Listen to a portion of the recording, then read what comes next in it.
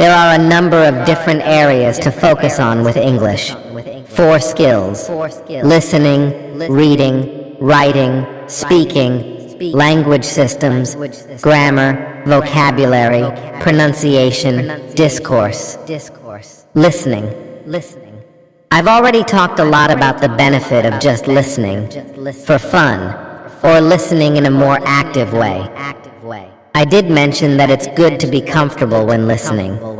I should add too that I think it's important to try and listen to things that you don't completely understand.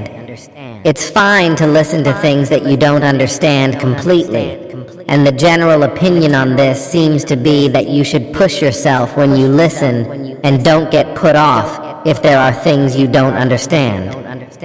It's in that challenging experience that your brain is really piecing things together. For example, if you struggle to understand my conversation with Daniel Burt, that's fine. In fact, that struggle is good. Listen again and keep trying. Don't give up. Push through those moments when you don't understand. Keep going. Don't let confusion stop you.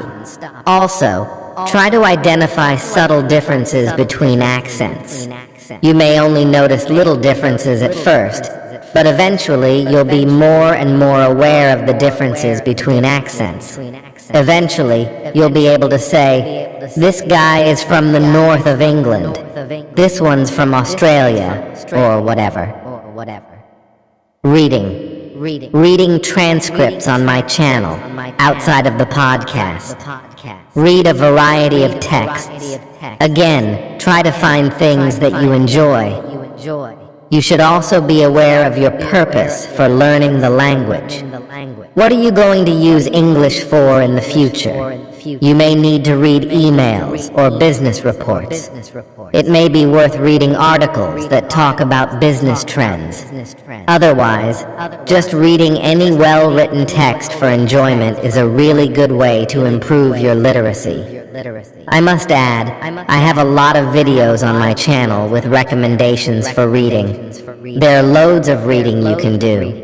Blogs, newspapers, but also books, which you can download free online.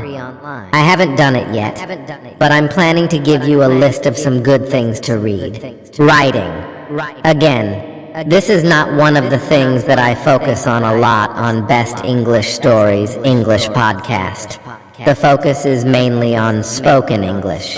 However, transcribing podcast episodes can be good for your writing. You could also write your own blog, which contains your opinions or your outlook on a topic. Feel free to write a response to episodes of my podcast in the comments section. You should aim to concisely express your opinion in a structured way, using the most appropriate words you can find, perhaps including some words you've picked up from that episode of the podcast. Think about the person reading the comment. Make it easy and enjoyable for them to read, and focus on stating very clearly and efficiently exactly what it is you want to say. Considering those ideas can help you to make your writing more effective. If, however, you need to practice writing for the IELTS test, you will need to do more specifically focused writing practice, probably using an IELTS preparation book or following an IELTS course of some kind.